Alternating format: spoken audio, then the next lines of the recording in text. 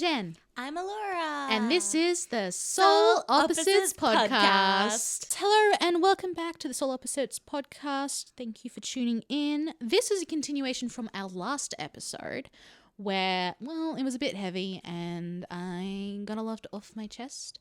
Yeah. If you haven't listened to it, feel free to. This episode is not going to be relating in the sense of like same topic. It's not like a follow-on, like very closely or anything. No, but we did just finish recording it and therefore we may reference the things we were just talking about. So, you know, if you're like me and you have to like listen to every episode of a podcast in order, then feel free to go back and do that. If not, enjoy the chaos and just tune in now. Who cares? So we were talking about toxic relationships in the last episode, specifically a abusive relationship I had found myself in recently, for the last year and a half, and how it kind of blew up and I've walked away from that situation. We were talking about a very specific, like, one-on-one example. And I feel like the stuff that frustrates you, while, you know, not the same, I think yours is like zoomed out and is more on a society level. It is, yeah, that's exactly. And the grasp of last episode was the abusive situation I was in wasn't in your traditional like family or romantic relationship. It was an abusive relationship that I found myself in because of work. And I think I want to give myself some credit and be like, oh, if I wasn't like being paid, if I wasn't in like this contract work situation, if I didn't have such a strange relationship with my own work ethic, I wouldn't have let that situation go on for as long as it did. I probably would have tried to address things a little bit sooner. I'm not sure if that's the case because I am an eternal people pleaser. I do avoid conflict, so I don't know. But I do think the fact that it was a work relationship, it complicates it 100%, and also just I have a weird relationship. Like, I have a knee-jerk reaction. I don't want to be seen as, just ignore the dog in the background, please. He's being a dog. And because we're not giving him attention, he's going to, you know, cause a ruckus. But I have a really unhealthy attitude towards work. And if I'm not, like, working myself to the grave, then I don't feel like I'm doing a good job. Same. Right? Which is very common, I'm sure, because I know a lot of people. I've grown up around a lot of people, and society 100% enforces that, because the harder you work, the more money society gains off of it, right? It's it's basic capitalism. But that's how I'm tying this in. So I think we've talked about things on like a bit more of a one-on-one level. Now we're going to be talking about like, okay, what are the systems that are in place? What are the beliefs that we hold as individuals as a result of society that have enabled these kind of things to happen and not be talked about and not addressed? Yeah, that is a really good way to sort of tie that all off. That's kind of what I was going for. Give me your work history. Like, give me what work history. Like, I don't know. I've had weird attitudes about it, and I've always about work, and I've always thought that I wasn't capable of doing hard work. You know, there's a whole thing we can go on about that, but I've always been scared of it. You've recently, like, this is the job that you're doing right now is like your first full-time, and it is a full-time job. It probably is not something you would have ever predicted for yourself, because it's like retail. I mean, teenage me would have been delighted because I sell anime statues and keychains and toys, and it's pretty cool. Most of my customers are awesome. Most of my co-workers are LGBT. Amazing. And we sit around talk, like, you know, when we're not like actively doing work stuff, like serving customers, when we're cleaning and stuff, we're having conversations. So we talk about things like collecting weird taxidermy stuff. We talk about, why does that come up so often for you in conversation? Like, this is a reoccurring theme. I was actually going to say, like, anybody who knows me and has not heard me bring up medicinal cannibalism at least once does not know me. You do not. You know you're a friend to Allora when she brings up medicinal cannibalism. I don't think I've ever heard anybody talk about it with the frequency that I do. Like, it just comes up a lot. I'm just always like, hey, fun fact. Oh, well, I mean, like, I feel I feel like it would be such an experience to like be at like a little party with us and like see us trying to engage in small talk, because it would be like, fun fact, something really bizarre. Something really bizarre. And that's us being like, we're interesting people. And then everybody else is like, stay away. so anyway, how's the weather? I was just going to say.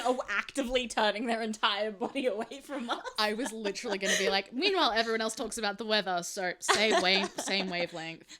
And I'm there like, medicinal cannabis. Anyway, yeah, so tell me, what do you want to tell me?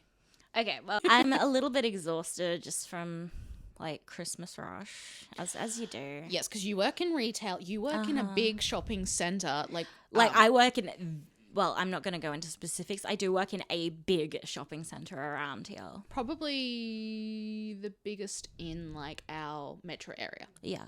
Quite frequently, I'm on by myself, or I'm doing like a lunch cover for someone else who's on by themselves for, anytime I'm not there that day. Yeah. Which is most of it on days like that. Mm-hmm. So, yeah, it can be quite intense. Mm-hmm.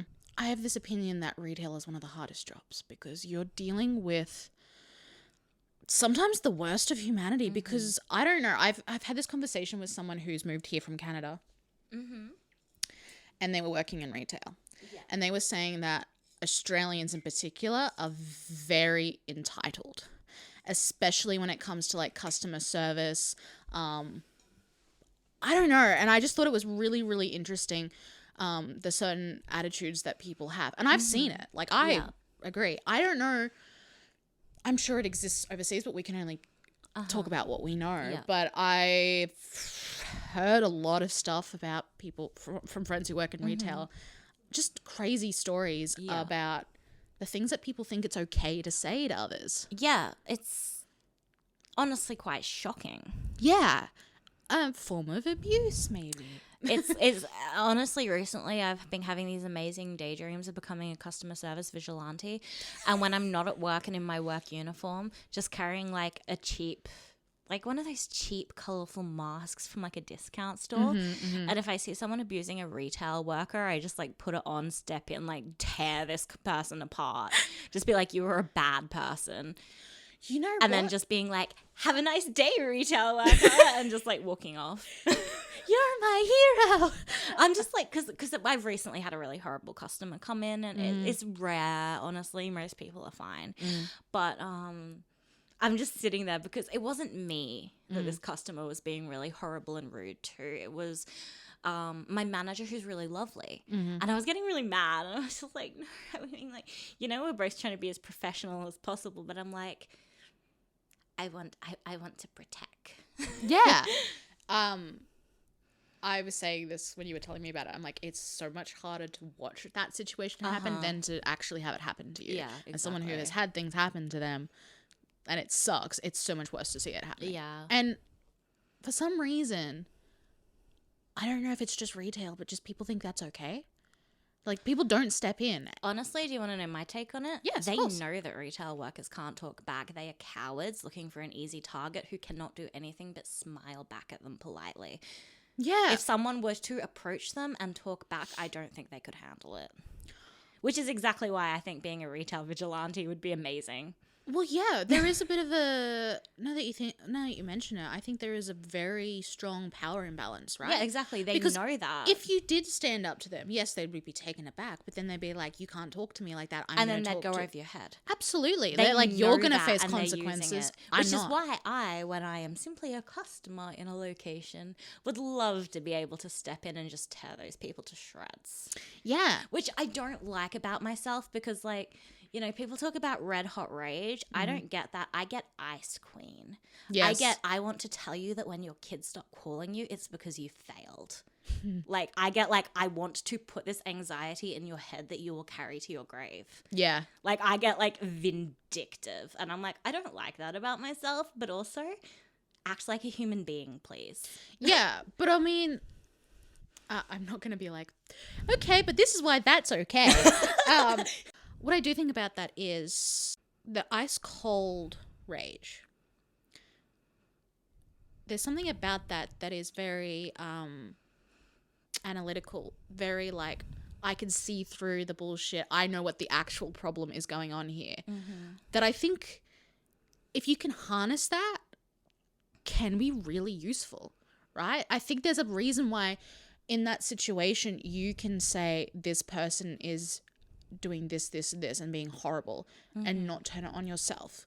Whereas in my situation, because I get so surprised when people are like visibly being horrible, I'm just like taken aback and I freeze up and then I'm like, well, that's on me. You know?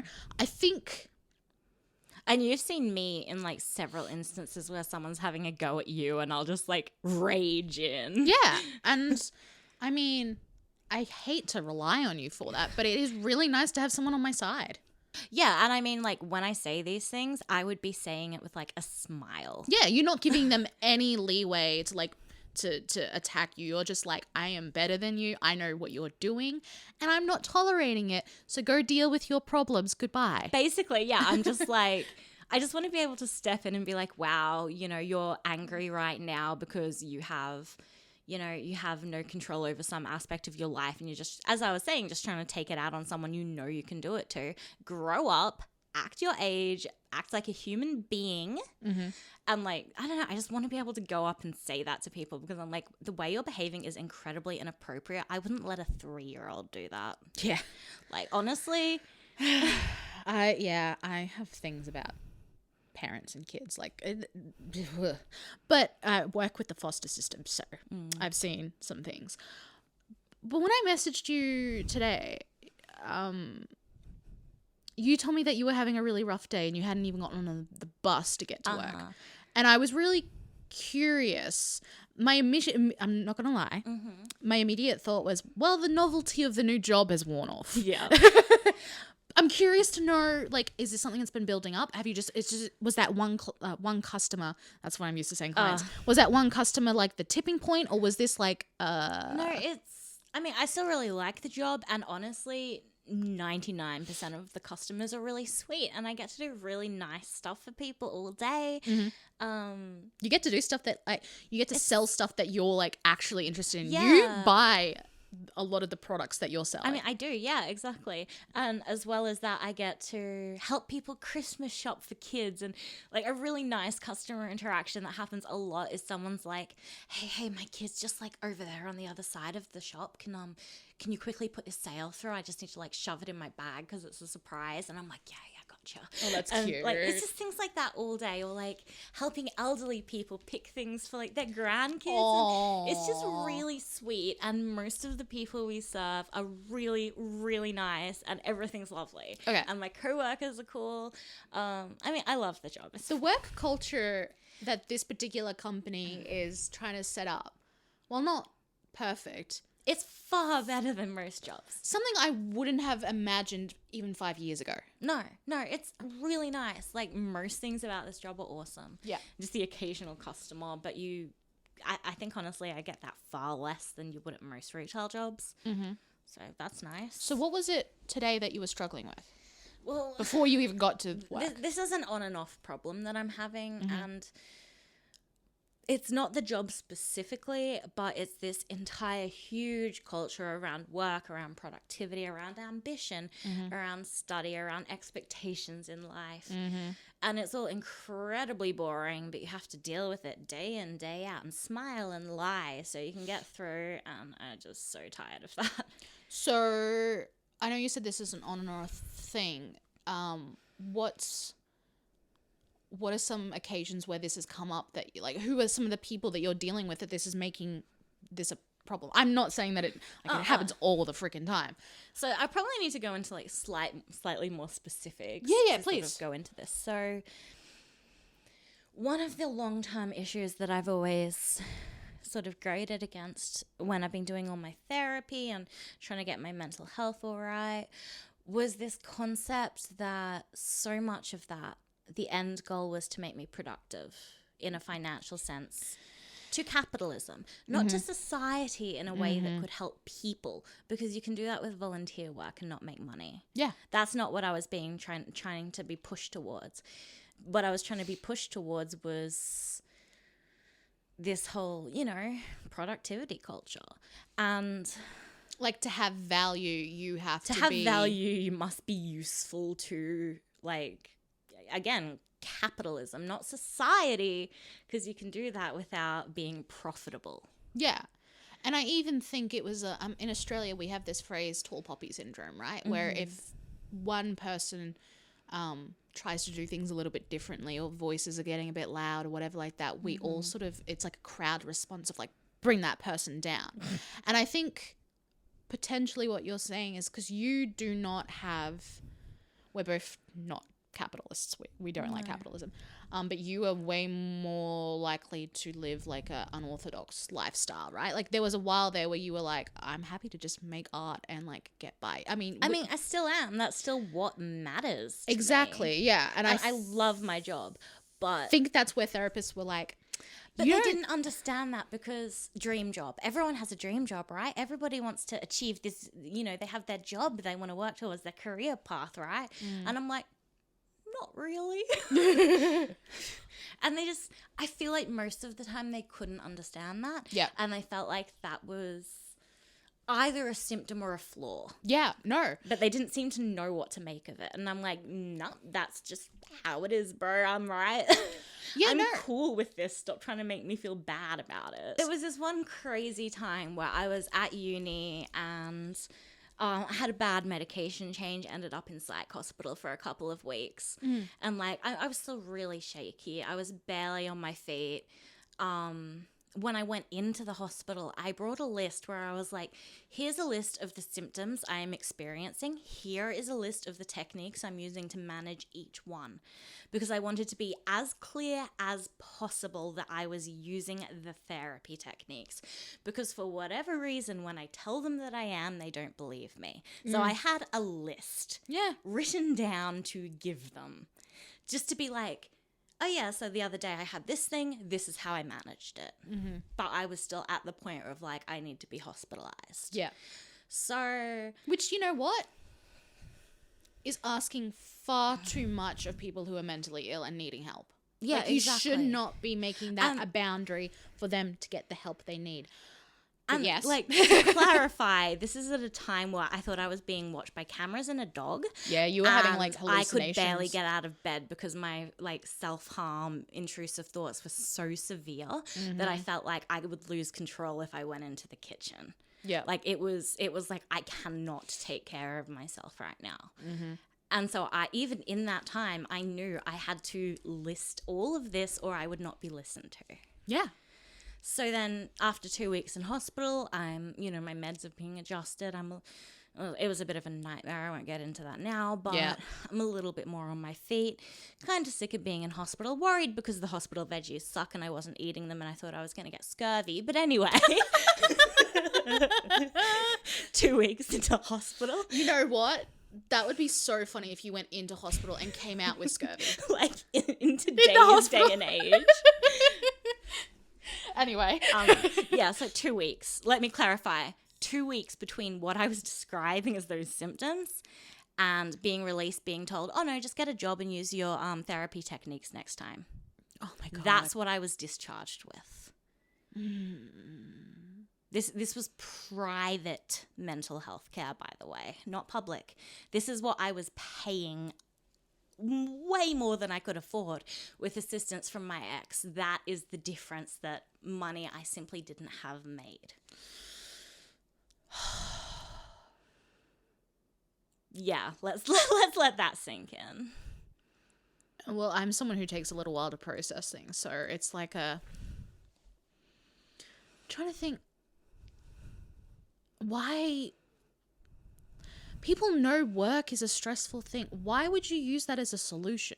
I don't know, but they always do. I think and why do we idolize people who run away from their problems and seek solace in work? Why do we value people who work 70-hour work weeks? Why do we think, oh, they're doing the hustle life, therefore, they've suddenly got more value than the rest of us?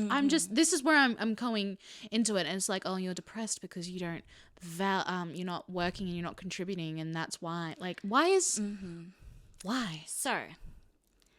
all of this, I've been on a lot of trains of thought about all of I'm this sure. lately, and I have my own opinions on a lot of things, but, you know, here's the thing.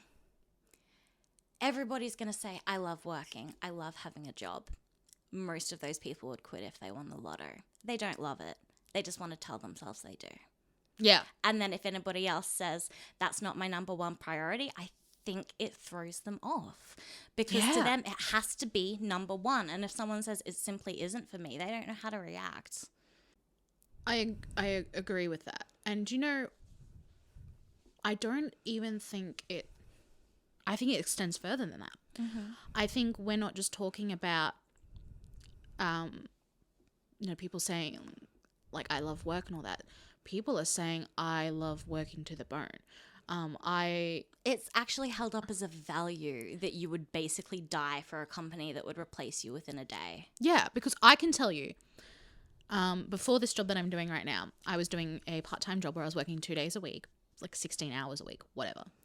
And people that I was dealing with were lovely. Mm-hmm. And, you know, they would ask me being like, you know, so do you work? They would ask me about my work. Mm-hmm. And I had this absolute, how would I explain it? Knee-jerk reaction about admitting that I was only doing this work part-time. That I was only working 2 days a week. Mm-hmm. That I suddenly had to justify what I was doing with all my quote-unquote free time because it didn't seem like it made me feel like I was less because I wasn't doing the whole full-time job thing. And I'm probably a very extreme case because I have like a very complex history with work and not feeling valuable. But I do think it's something that I've come across with a lot of people where like having a full-time job and, you know, working 40-hour work weeks is like seen as like, I mean, if you meet someone, one of the first things they're going to ask you is what do you do? Okay, I really have to put in this side note here and interject for a moment. Oh my god, I have a feeling I know what you're going to say. Years and years of me struggling to hold down a job, struggling to hold down study, you know, trying those things, having a breakdown, going to the hospital, recovering, trying, breakdown. Yeah, it went on and on and on for like the last decade, honestly. So I always hated and dreaded the "so what do you do?" question. And any time that it wasn't, you know, from say a partner's parents or something where you had to have a, you know, certain kind of answer, I just respond with, well, suffer mostly. And I had many people spit out their drinks. like actual spit take. What do you do? And I'm just like, suffer mostly, and they just caught people off guard. I'm sure there was a few people that were like impressed. Like I have a particular client that I'll go to and I'll be like, so how's your week going? And they're like, and I was like, you know what, I appreciate your honesty. And it's become a bit of a running joke. So I don't know if they actually have any good weeks or if they're just amusing me, but like that's the thing. But like that is society telling us that what you do is more valuable than who you are. Yeah, exactly, which I am so fundamentally against. Me too. And something that's really been bringing that to the forefront of my mind lately is that, you know, I'm working quite a bit, and it is the Christmas rush, whatever. It's, you know, there has been quiet times at the job already where I'm like, oh my God, please, can you give me a few extra hours? I'm struggling here. Yeah. And then right now I'm like, oh my God, I'm dying so many hours.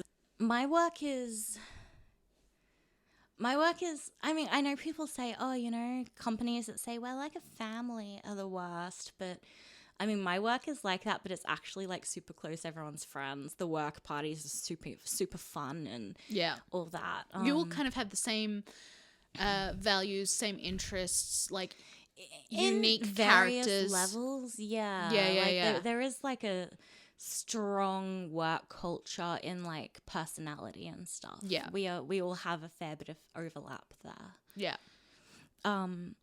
Which, you know, is really cool. But I also feel, because of how strong that social aspect of my work is, that I am in some way obliged to establish myself not just as a worker, but as a part of the group. Right. And you know how much I loathe being a part of a group. Yeah. I do. So I've been trying, like really trying to do all these work things. And I have the best intentions of going to the parties and hanging out with the work people. But when it comes to it, I'm like, well, apart from that, I'm any day that I don't have work, I basically just can barely stay awake and I'm like sick and like I'm just like hoarding all of that illness for my days off. So whenever I don't have work, I'm just like I'm just gonna die for a day. See you tomorrow. You know what? I've always been like that. Yeah. Like I am an introvert. Mm-hmm. I need quiet time. I need time where I don't have any expectations on me for all what I need to do to just turn off and recharge. But it's more what I'm saying is something I read about how, you know, if you don't pick a day to rest, your body will pick it for you. Oh, yeah. Except I'm somehow managing to coordinate it just long enough that the moment I have a day to rest, I become like physically ill. Oh. Like I'm okay on my work days, but then on a day off, I'm just like, I'm like passing out and like nauseous and like, yeah. So then it's like, oh man. Which is kind of normal for me. That's just what my body does when I'm stressed. Your body does handle stress in a very physical. That whole thing about, you know, if you don't let your body rest, it will make you. Your body kind of what's your body happening. rebels against you a It lot. does. It's sick of me not listening to it. And I was like, you know what? I've had enough of your shit. Go to bed. But yeah, so basically it feels like my whole life is revolving around that at the moment. And I'm just trying to be like, okay, Christmas rush is busy, all of that. But I feel like I don't have a lot of time for the stuff that matters, which is also, you know, temporary and fine. But there's just been a few like awkward social instances, which has just driven home to me that I am forever alienated and powerless. Oh, really? So it Well, just even seems- among your work colleagues and stuff. yeah. Okay. Like, for one, I'm like a fair bit older than a lot of the other staff, which is fine. I mean, I don't really think about it too much. My brain literally was just like, you're 27 like me. And I was just like, They're like, yeah, much younger. no, I just went for a process of being like, I'm not 21. What? Right? It's weird. Okay. I just aged 6 years in like a second. God. But like, this is an instance where I was like, okay, maybe this is like, you know, a maturity thing on my part where I've come to a different sort of level of comfort with myself in the years, blah, blah, blah. And then I was like, no, not really. I mean, I was always like this. This is how I am as a person, actually. Yeah. Okay. But, so there was some sort of like, somebody asked me about like my dream job, what I'm working towards, and being a fairly, you know, open and candid kind of person, I just said I don't have one. Yeah, which is a fair answer. I didn't even be, you know, a little bit jarring about it like I usually would. Like, you know, in the right circles, I'd just be like, I don't dream of labor. Like, you were like, I censored myself a little bit. I did. So basically, I was just like, you know, I don't really have a dream job. You know, I'm working towards things I think would be fun, but mostly I just want to do something that I'm okay with doing, that I enjoy well enough that it's not taking everything out of me, so I can do the stuff that I really care about. Do you know what I love and about that? And I think that's a balanced approach, frankly. What I was going to say is, the thing I love about that is you were like, these are the values that I'm working towards, and this is like the stuff that's important to me. Yeah. And this is who I want to be in a few years. That's what I'm working towards. Which not is a material thing. But then, like, you know, that's not the answer people want when they ask that question. And I think that's what caused the issue. But I couldn't have answered it any other way, or I would have just been lying. And you know what? If they have an issue with it, that's their problem, not yours. But it turned into like this weird, awkward, like social blunder situation of like, you know, me being like, I'm content with that. I don't need to, you know, focus really hard on a dream career. I'm content getting by. You know, I want to do other stuff. I'm cool with that. And then this other person basically being like, I wish I could just quit everything and be a Twitch streamer, blah, blah, blah. But like in this way of like, oh man, if it was a perfect world, I wouldn't be doing this. I'd just be doing music. And it was like, he was nice, and it wasn't, I don't think it was meant harshly, but I was just like... You're not getting what I'm saying. Well, it almost felt like this person had just gone from, like... I don't know. I don't know what the intention was. I think what I said might have made them uncomfortable because, again, it's not the answer you're expecting, but it's the only one I had. I think a lot of people feel like they have to pick a dream job and just focus on that. And when somebody just straight up says, no, I'm not doing that, I don't think people know what to do. Yeah. And that's a society problem. We haven't allowed for that space.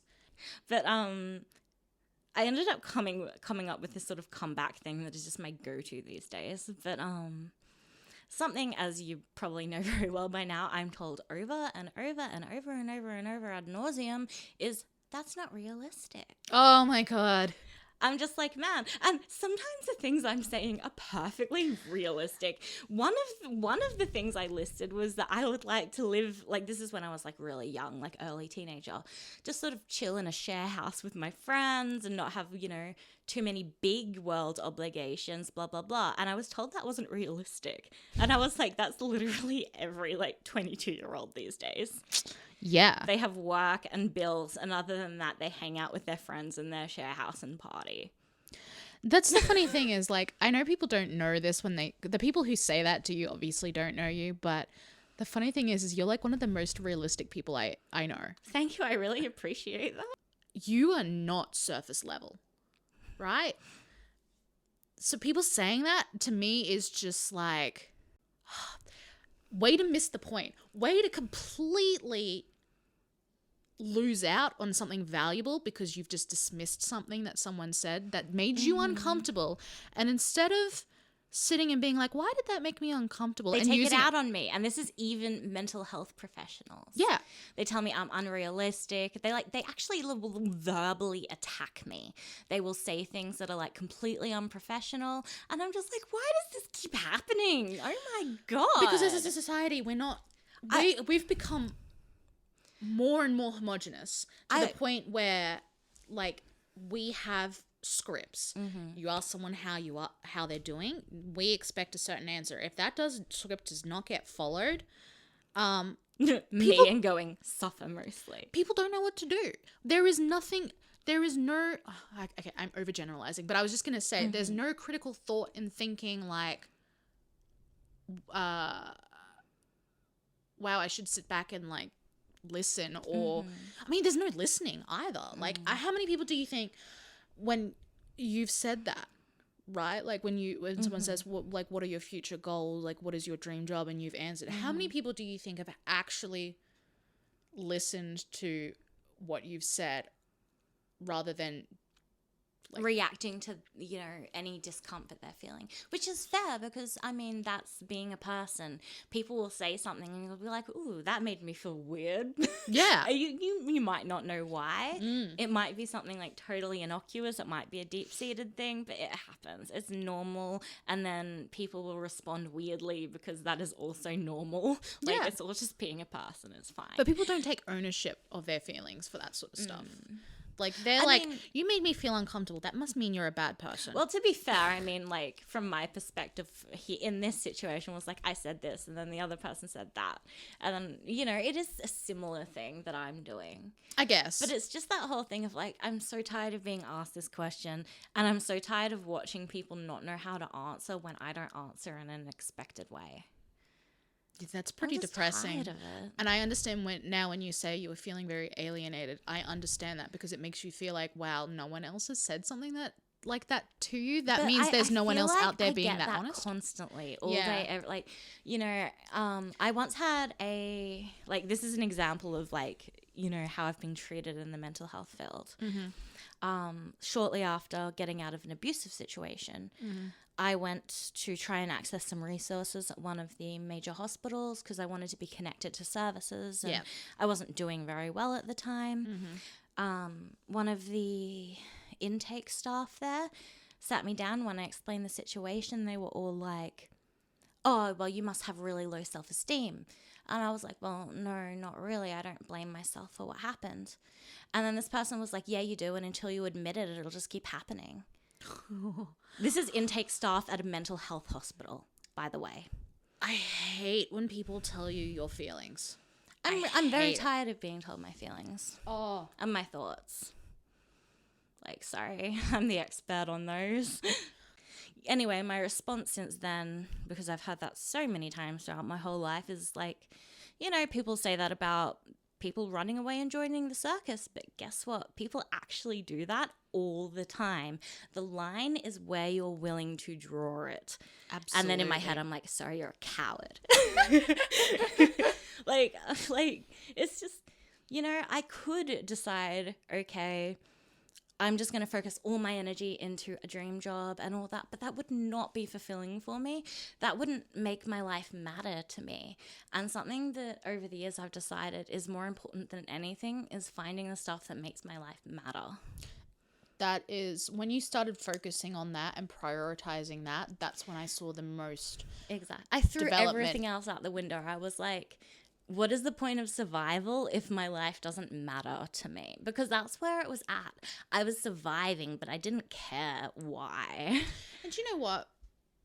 People must know that on a subconscious level, like that is what we should be working towards, because there's a reason so many people who, like, how popular those people are like, I quit my job and sold all my possessions and now I like live on the road. But or like, if you tell someone you want to do that, everyone will just like lash out at yeah, you. in like but a if you have public the success story, everyone will go, they're amazing.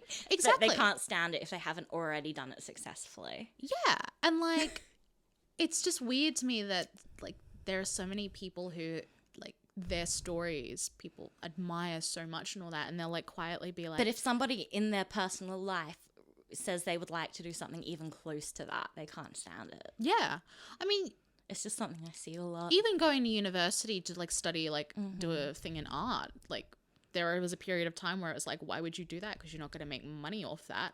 Now it's just like, well, at least you're going to uni sort of thing. Like that, it's people don't really blink their eyes because, you know, there are enough success stories out there. Do you remember years and years ago when people would ask me what my backup plan was for like all my art stuff and acting, and then I couldn't be bothered to like give them real answers, so I'd just say die probably. Do you know what? I was like, you don't deserve an explanation. One of my favorite things that ever happened was when we were in high school. And I can't remember if we were in grade 11. It doesn't really matter. Everyone had to go see I know the story you're going to tell. I love this story. The guidance counselor, basically, to be like, this is what I want to do is like my dream job. Yeah, we had to do that. And they were like, all right, and these are the steps that you should take for that. And by the way, my guidance counselor told me that I was too fat to do my job and wouldn't be able to like hold up Our for guidance counselor was horrible. Basically, every person she saw, unless it was like, I want to be a teacher, she would find a way to tear their dream down. Yeah, if they like if the thing that they wanted to do didn't require them to get like the top grades, then and if they did want that, but they weren't already like one of the top students at the school, she would still tear it down. Oh yeah, she would be like, you should probably drop out of these subjects. Yeah. But my favorite story is not related to us. It was just a person that like I admire so much. I mean, wasn't big respect for this person. So she went in. And the guidance counselor's like, so what do you want to do? And she's like, I want to be a stripper. No, she wanted to run a broth. No. So she started, so she started off saying, I want to be a stripper. I want to make enough money that I can start my own brothel and basically like, you know, become like a freaking amazing seductress with like heaps of money and I never have to worry. Let's be clear here. She's People 50. actually do. Oh yeah, this is a thing that exists. Let's not pretend it isn't. Like let's not pretend that it's like a fake thing. It exists. That's the world. I actually had a friend that was a prostitute and worked at a brothel. Right. Like, and like OnlyFans. Come on, people can live off that. Right? We both looked into cam work at one point. I mean, my whole thing was basically going to be like smoking and reading on camera. And if anybody tried to be sexual, I'd just be like, you disgust me. And like I was told like I could just take my top off and like, you know, I could do really boring things like my admin work and I just have to be topless and I would make money. And I was, as someone who really does not care like about exposing at least the top half of my body, that sounded amazing. So we both are very like open-minded to this sort of stuff. this person was like 15, 16, went to the guidance counselor, like, I'm going to be a stripper and then I'm going to like own my own brothel and be like a business owner. And I'm basically going to take over the sex work world. And I'm 10 years later, still in awe. Same. And you know what? Like, what an icon. Pretty sure she was serious too. Right. Because she was very like cool with her body. Yeah, She was yeah. like super comfortable with all that sort of stuff. So it's not even like she was like, She even wasn't if, just trolling, I don't think. even but, if like, she was though, like kudos. Right. But like the fact that like she just was honest and was like that's basically how I'm planning on like doing it. I have no idea what she ended up doing, whether that actually happened. But the fact that this happened. I loved it so much. And it was one of those things that like she even came out like, I don't know. I know the guidance counselor did not take that well, but it was one of those things that she came out and she had like no problems like being like that was my answer. And like everyone, weirdly enough, everyone in our grade was like, that's badass. It was like fist bumping. Right? And was like, no one judged her for that. No, and everyone was like, yeah, go you. Like, we really were lucky to grow up and, you know, both in our family environments and then in our schooling environment as, you know, it progressed to the later years, where people were just encouraged to, like, actually go for what mattered to them, regardless of what anyone else thought. Like, we really built each other up that way. And do you know what? I don't know if this was unique to our grade, but I think, at least from my perspective and the few people that I was around, they were like, well, if you're going to be part of the game, you may as well play it well. And that's what she was doing. She was like, I'm going to make money. I'm going to use my assets.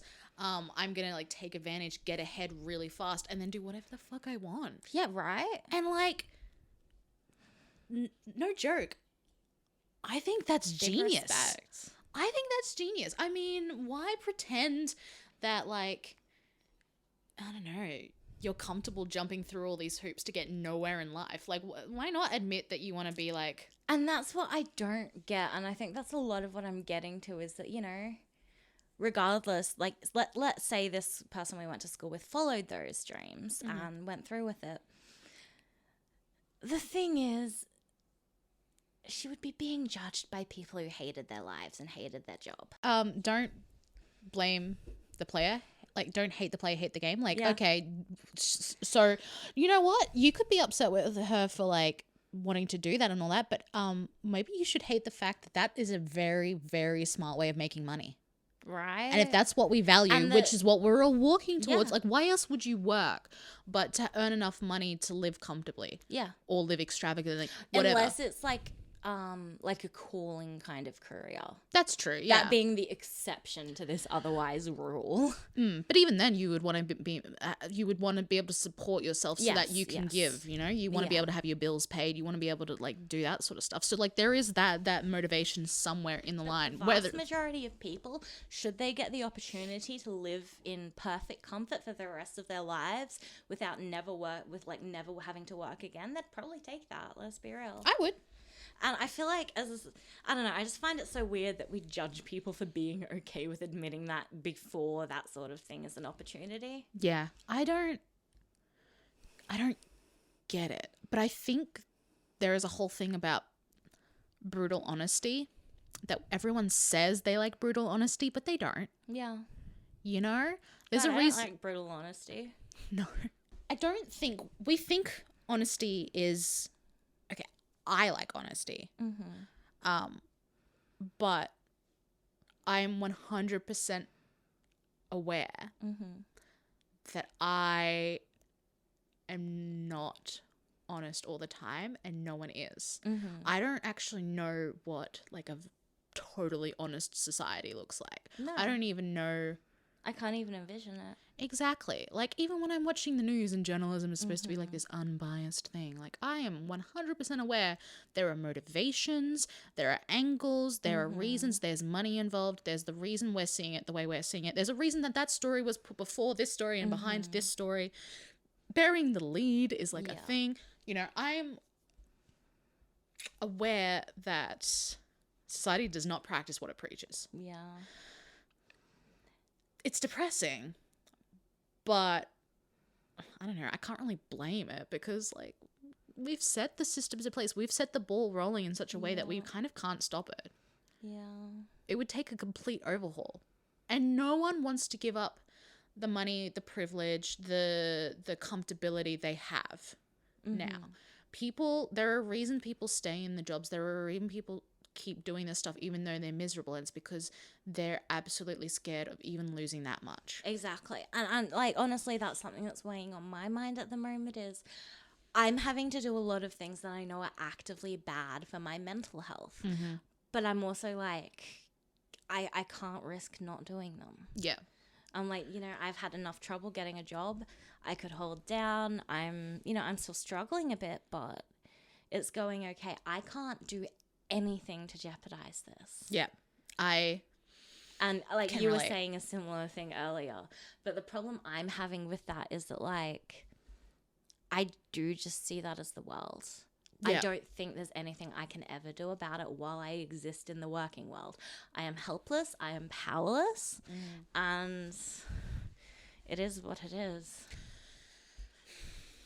I mean, you know, like in a customer-facing role, if someone's telling you that you should die, you just have to smile and go, but let's think of a solution. And that bothers me. It really bothers me. I can't think of a single job where that doesn't exist in some capacity. Oh, yeah. Even the people that quote unquote have their dream jobs. Honestly, I don't think many people with their dream job actually like it. That's the thing about a dream. It's nice to dangle in front of you, but when you get it, what's the next step? I think there are people who love their jobs and enjoy what they do, but there's still an element of work to it. Like, it's not like I love my job and I love what I do, but I wouldn't call it like a dream job or anything. Yeah. Don't have one. But I'm happy with what I do. I'm content. I mean, that's more than most people. Right. What I want to ask, though, and I know how I would like feel about it, so I'm suspecting I know how you would feel about it. Would you feel comfortable stepping back or establishing more boundaries with your No, work? because I think I'd get fired. Yeah. See, I don't know. I hate that. That's what's bothering me. Like, this is something I was actually asking my partner last night was if a customer was to yell at me and they're like going off and I was to simply say, I would kindly thank you to keep a civil tongue. Could I get in trouble for that? Because I feel like that could go either way. I could get in trouble for that in some environments. And that's what bothers me because there's nothing wrong with saying that. That is kindly establishing a please do not speak to me like that. Let's focus on the problem. Okay, so if that's not an option. But like the problem is, you know, it's in those moments where I'm like, can I say this thing right now? Because I don't know. And if I say it, and I walk this weird line of the boundary of I think that would be establishing you can't talk to me like that sort of thing, but I don't know if I have the right to do that.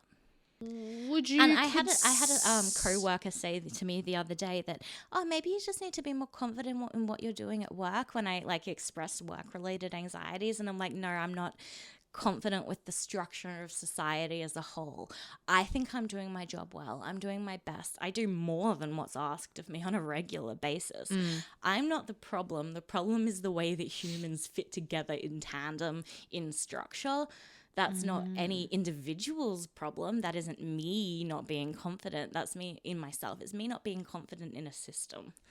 I mean, that's as good. Daria says, I don't have low self-esteem. I have low esteem for everyone else.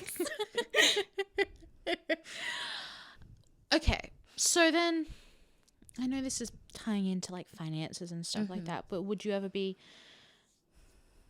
comfortable asking for time off eventually?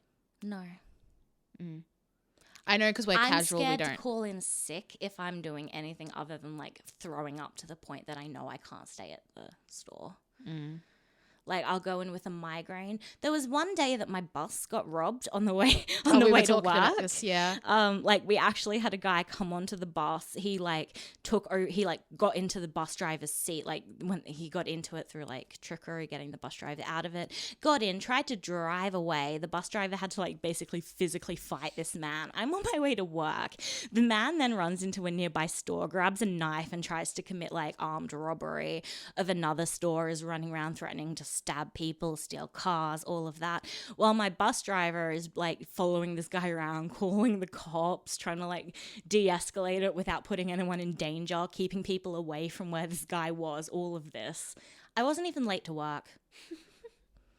like, not only did I not call in sick, I actually like messaged my manager being like, hey, sorry, I might be a bit late. And then I was like, no, don't worry, never mind. I'm going to be on time because I leave early enough that I can apparently deal with that on my way to work and not be late. Like, I don't think people understand the lengths I will go to follow my responsibilities. Because we take them seriously. I would be the same. But then I worry because I know people don't see that.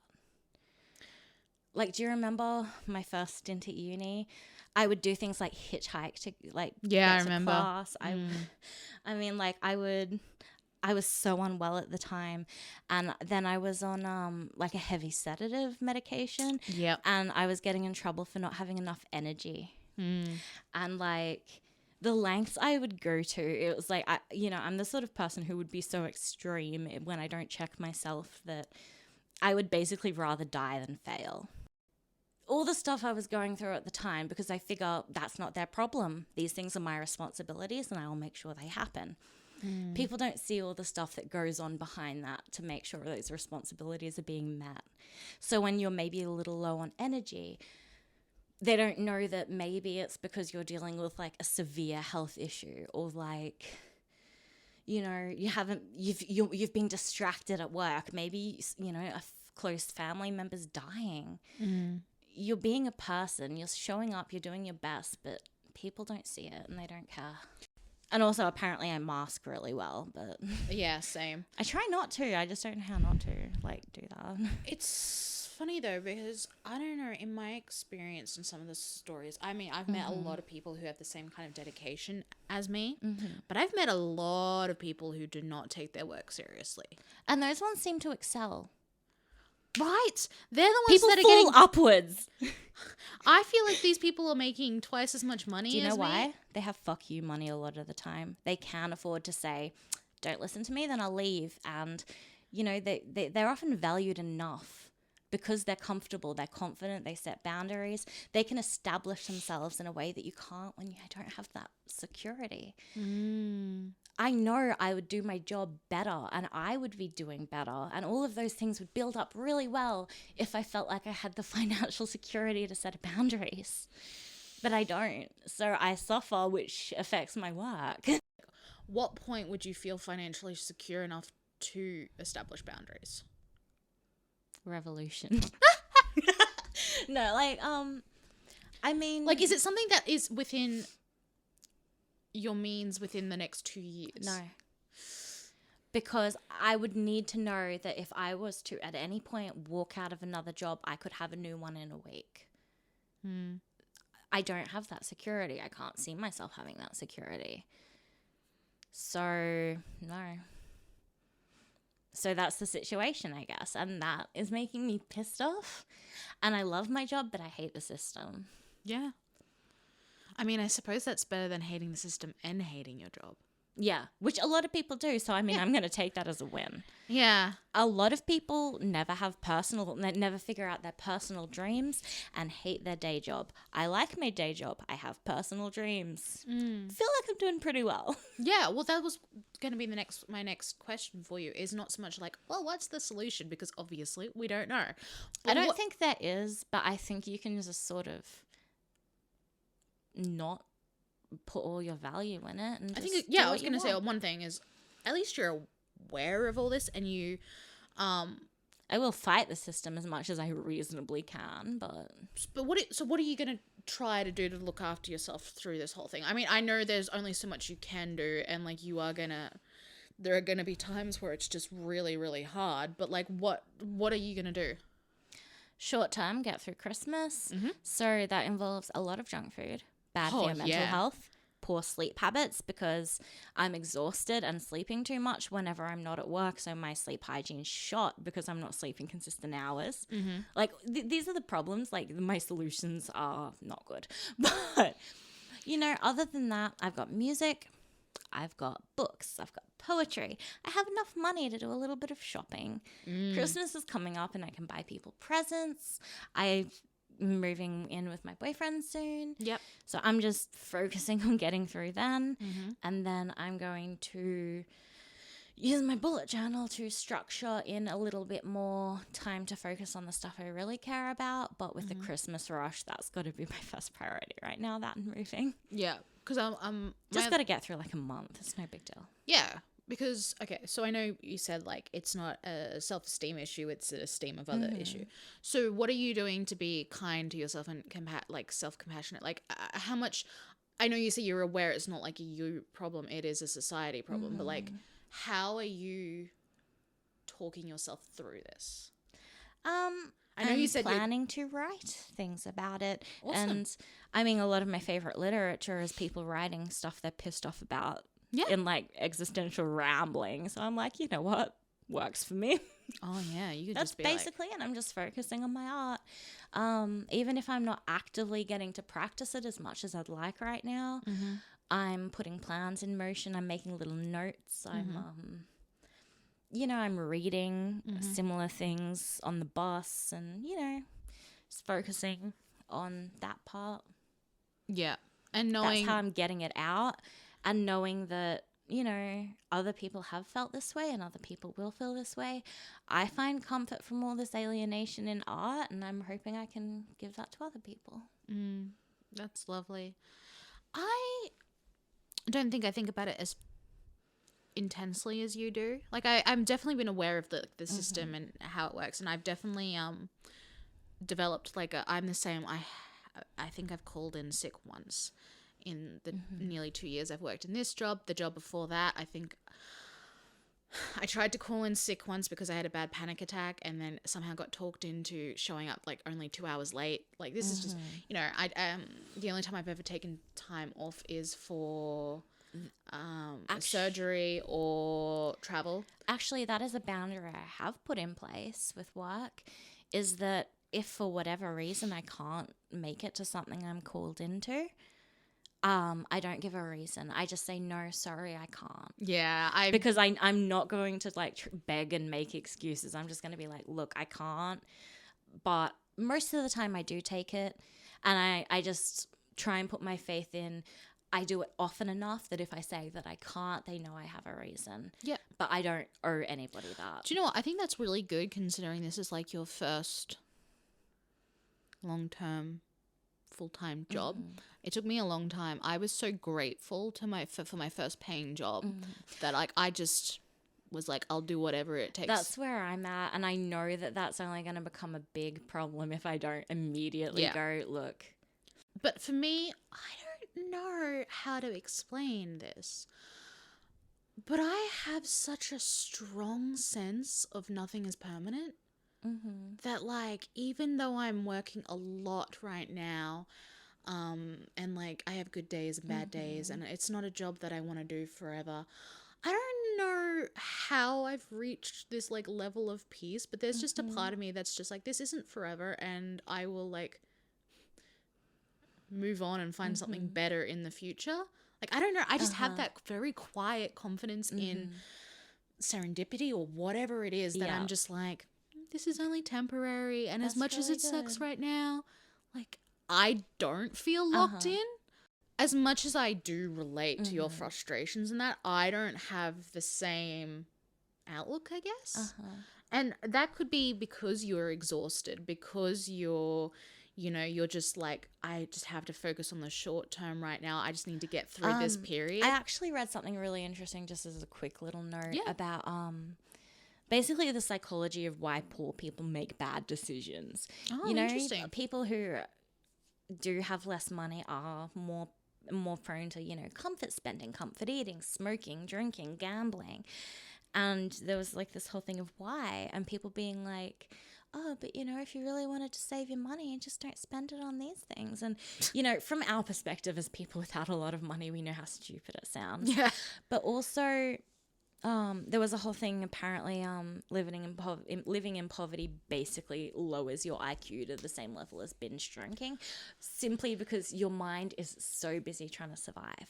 Absolutely. Your energy is being channeled in a very specific way. Everything is being used. If you had time to sit down and be like, I mean, okay, I don't know how many poor people meditate, but that seems like a luxury a lot of the time for me. You know what I mean? But like to like sit down and be like, what do I want? What do I want in 5 years' time? Where do I want to be? Like, that is not something that I would be able to prioritize because I've got so many other things to think about. And it makes total sense to me. They're probably what's the word? Malnourished.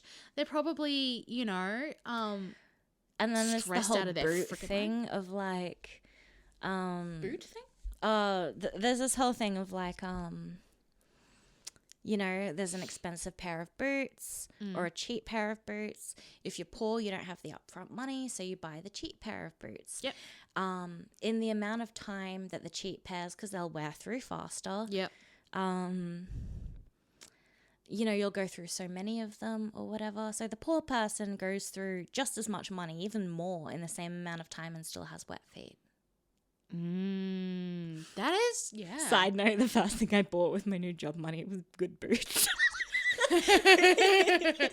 Look, you know what? As someone who has saved money, I wouldn't say that I'm poor anymore, but I am definitely not even close to middle class. Like, I am constantly stressed about my financial security. But imagine if you weren't. But my mentality to the things that I buy with my money has changed. Yeah. Like, I'm one of those people that's like, should I buy this? Oh, it's not a hell yes, so I'm not going to buy it. But like, I won't buy something just because it's on special anymore. You know, not of like I might need this one day kind of thing. My whole thing is like, is this good quality? Do I need it? If so, yes. Like, I will go buy something with the foresight of being like, this should last me a while. Like, I'm going to pay for the quality. It reminded me of when I was like, you know, in my worst financial situations, and people would say things like, oh no, check the value, like, of an item, you know, per 100 grams or whatever, when you're doing your grocery shopping, not the like overall cost of what you're buying. And I'm like, I can't afford to make those decisions. Yeah. It is smarter, but if the better value one is $20 and I don't have that to spare, too bad, I guess. Yeah. Yeah, it is a total, I have literally experienced that mentality shift, and it's only minor because I haven't had like a major glow up or anything. But I see the world differently now, and I don't want to lose touch of where I've come from. But like, it is a thing, and I wish people understood that more, that like a lot of things, a lot of behaviors even, are not by choice. It is literally just people's coping mechanism. So, but basically what I was getting at all this is survival mode. Yeah. You're just getting through the moment. You can't think too far ahead because you're trying to survive in the meantime. So that's where you are right now. Yeah. But that's where I've been for a very, very long time. There was a time years ago, if somebody asked anything about my plans for the future, I wouldn't even have a smart ass reply. I'd just start crying. Like, it was just so horrible to think about because there wasn't one. So compare yourself to roughly this time last year, Christmas last year. Hella better. Good. That was going to be my question. I'm like, all things considered, things are on the up. Yeah. Good. I mean, I don't have a good concept of like future and all that, but I know you don't need to. 5-year plans are ridiculous. How many 5-year plans do you think have been thrown off by COVID? More specifically though, like if I'm depressed, I can't even conceive of what it feels like to not feel depressed. If I'm happy, I can't remember what it felt like to not feel happy. Whatever I'm feeling and experiencing at the time, cognitively I can understand. It's hard not to like wrap up the podcast with no like solid answer of like, this is what it is. But there is no solid answer. Go out and find your own. Have fun. Well, yeah, I mean, this is life, right? And I'm sure maybe there are some people who like 100% relate and have had these thoughts, and there are probably people who are like, I've never thought about it that way, but like now that it's said, I mean, there have definitely been instances where I've been saying stuff like this because it weighs on me and I feel alienated, and it makes me want to communicate it because I'm looking for that sense of like being understood, because people love that. Yeah, of course. Human beings are community animals. Yeah. But then like people get really depressed when I say it, and I'm like, oh my God, I'm so sorry. I didn't mean to like set things off. I just needed to like verbalize. Okay, well, if it makes you feel better, I'm not depressed about it. I can see you're like invigorated by the conversation. I am, and I'm also someone who is is hopeful about my future. I'm hopeful about your future. And for what it's worth, I mean, like, I think you've done an incredible job adjusting to this. You've exceeded even my expectations, and I've always been like your biggest cheerleader. You know what I mean? thank you. I hate that you feel like you have to make sacrifices to your mental health and to your well-being. And also to my integrity. Absolutely. I don't. That's what I'm mad about. And it's like, I know it's just how it is, but it's how it shouldn't be. Like, and that's my frustration. Like, I love my job. I have not met somebody at work who isn't actually pretty nice and cool. Like, in any level of management and co-workers, everybody's fine. Yeah. Most of the customers are fine. I just don't like the system around the whole thing. Well, I hope whoever is listening has gotten something out of this episode. I hope it's not depression. Even if it is, that's okay too. You're in good company. Well, I guess that's up for debate, but Is it? I don't know. Am I in good company? Hell yeah. Okay, well then yes. I've had a good time talking to you. I have too. I feel so refreshed. That's good. We're both gonna go like recharge and get back for work on Monday. Yay. Nah.